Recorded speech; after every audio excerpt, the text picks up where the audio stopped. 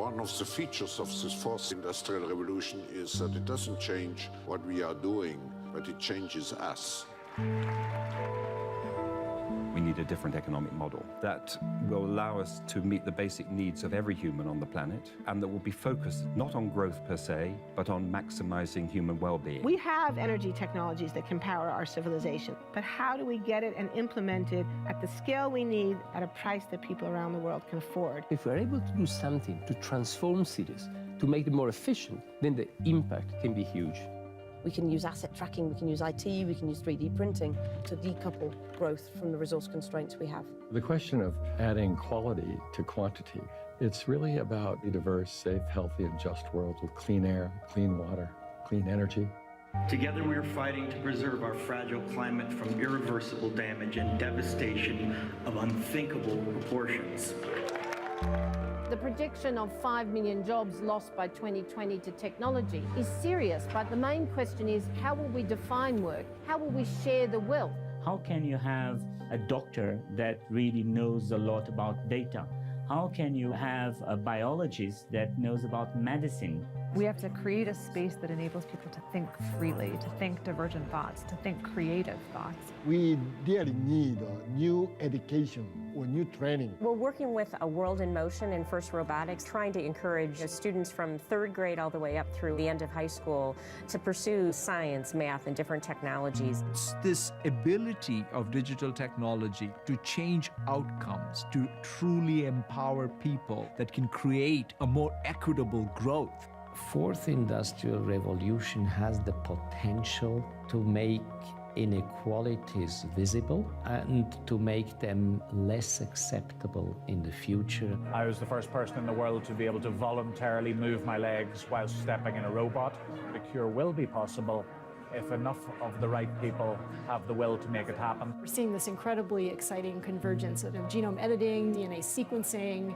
Governments have a very important role to play in enabling the safe and effective use of technologies. We need to take responsibility at every level of society to adapt to these technological challenges, which are redefining what it means to be completely embedded in this world. Even though we have everyday problems we have to solve, we have to find a way to lay the foundations for the innovations of tomorrow. Our bodies will be so high-tech, we won't be able to really distinguish between what's natural and what's artificial. Inside our own heads is the most complex arrangement of matter in the known universe. You might ask yourself, can we get to be superhumans?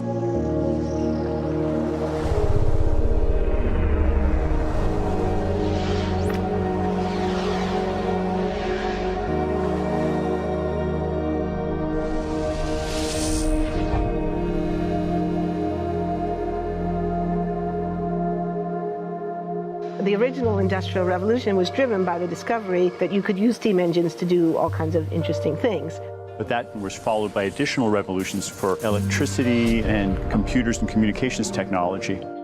We're now in the early stages of the fourth industrial revolution, which is bringing together digital, physical, and biological systems. One of the features of this fourth industrial revolution is that it doesn't change what we are doing, but it changes us. With the ability to visualize brain activity, for example, through a simple consumer-based EEG device, it gives us access to ourselves in ways that we've never before thought possible. It unlocks the black box that is the brain and enables us to really, truly be able to realize an identity that is aspirational. There's now a scientific foundation for the effects of mindfulness on the brain, on the genome, on biological aging. And when the human mind does know itself, then you get the potential for a new renaissance that restructures itself in terms of our relationship to life, our relationship to the planet, our relationship to work. We need a different economic model. And by that I don't mean capitalism versus communism, What I'm talking about is a shift in the system along the lines of the two big changes that happened in the 20th century, Keynesianism, with a much greater focus on health and education and the role of government working with business, and then a reaction against that in late century to neoliberalism, where the focus was on free markets, freedom of the individual, and getting governments out of the way. We need a shift to a new system that will allow us to meet the basic needs of every human on the planet, that will live within planetary means, that will be fairer, and that will be focused as its key goal, not on growth per se, but on maximizing human well-being. And history tells us that a values shift is triggered by creation of a new story about how we want to live. I see the circular economy as something which fits very closely with mankind's goal to be innovative and creative and to always progress. We can use asset tracking, we can use IT, we can use 3D printing to enable this different economic model to recover materials, feed them back into the economy, and really to decouple growth from the resource constraints we have.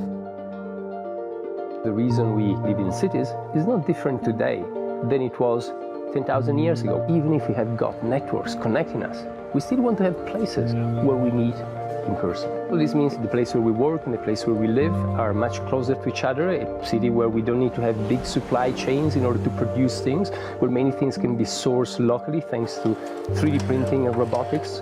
So if we're able to do something to transform cities, to make them more efficient, then the impact can be huge. Think about the prospect of getting rid of plastics. We must not only be inspired or informed by nature, but actually use natural organisms with which to design products and building parts. Only instead of varying material properties, we're varying biological functionality. Design is critical today because it's the first signal of human intention. So the question of adding quality to quantity, it isn't a matter of simply circulating things that are potentially toxic. It's circulating things that are safe and healthy for all generations. So the goal is no longer, I want to be less bad, less monotonous, less unsafe, less unjust. It's really about a diverse, safe, healthy, and just world with clean air, clean water, clean soil, clean energy. Together we are fighting to preserve our fragile climate from irreversible damage and devastation of unthinkable proportions. If we think about the original Industrial Revolution, it was an energy revolution. I like to think of it as a kind of bookending of a period in human history during which we used fossil fuels, and it worked very well for us for a long time. But now we have to bring that to an end. We have energy technologies that can power our civilization: solar, wind, biomass. So then the question is, well, how do we get grid integration? Maybe the wind is blowing in Denmark, the sun is shining in Germany, and now you can move that electricity through an integrated grid. You can supply energy to everyone who needs it, and you can supply energy at all times.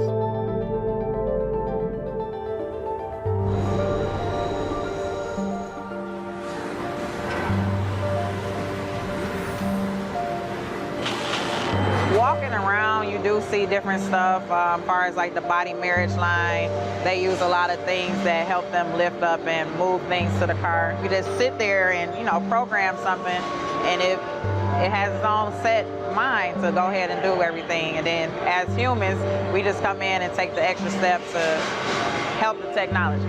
It's not the cure-all for everything. There's definitely a lot of things where people perform the operation better, but certainly for the right applications, robotics are a huge improvement for the process. The projection of 5 million jobs lost by 2020 to technology is serious, but it's not the main question. Construction, manufacturing, services, public health and education, these industries will still exist. The main question is, what will be the future of work? How will we define work? How will we share the wealth? From the viewpoint of the labor or jobs, now we really need new education or new training. We're working with a World in Motion in FIRST Robotics, trying to encourage students from 3rd grade all the way up through the end of high school. We had students make sailboats, and then we had them race them, and so they could see how quickly they could move. And they immediately went back and started to say, oh, I saw what happened, I'm going to go change this or that. And that was 3rd graders. I just given a prize to a kid of 18 years old that has discovered something really very, very unique. Came up with how to get better productivity and better yields for seeds of corn. And so he basically came with the idea that if you would perforate these seeds, you would get more food. And you think about it and say, but he didn't go to university.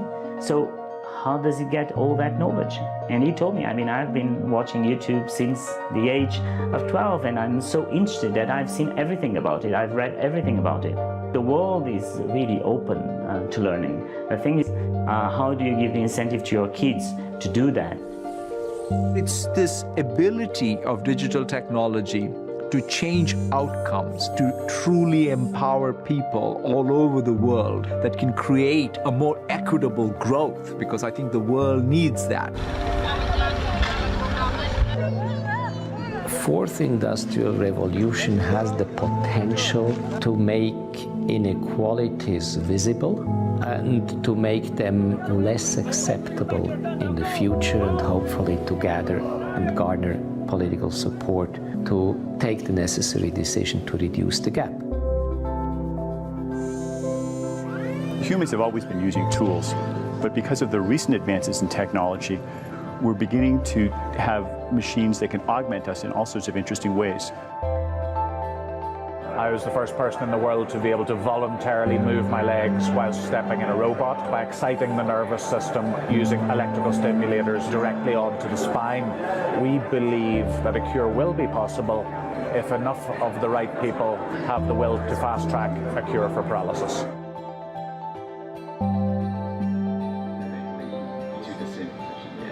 We take two things from the patient. First, we take a three-dimensional X-ray and we extract the three-dimensional data out of that so we can make a perfectly shaped puzzle piece. And then we also take a sample of fat tissue from the patient so that we can extract the stem cells out of those. And we use those stem cells with this three-dimensional scaffold that we fabricate, and after 3 weeks we have a piece of living bone that's ready for implantation. Being able to use genome editing to understand the genetic changes that lead to cancer, and technologies like drug delivery, getting molecules into particular types of cells. There's a lot of excitement about being able to move much more quickly on this disease. One of the things that I think is so essential to free and open societies is freedom of thought. And up until now, the conversation we've been having is around freedom of speech. Once we can access people's thoughts and access people's emotion, we have to create a space that enables people to think freely, to think divergent thoughts, to think creative thoughts. And in a society where people fear having those thoughts, the likelihood of being able to enjoy progress is significantly diminished. We need to take responsibility at every level of society, from the individual and the personal to the institutional to the global, to adapt to these technological challenges and changes, which are redefining what it means to be human, what it means to work, what it means to be completely embedded in this world. People always ask me if I'm an optimist or a pessimist. The technology exists, but how do we get it and implement it at the scale we need at a price that people around the world can afford? Even though we have everyday problems we have to solve, we have to find a way to lay the foundations for the innovations of tomorrow.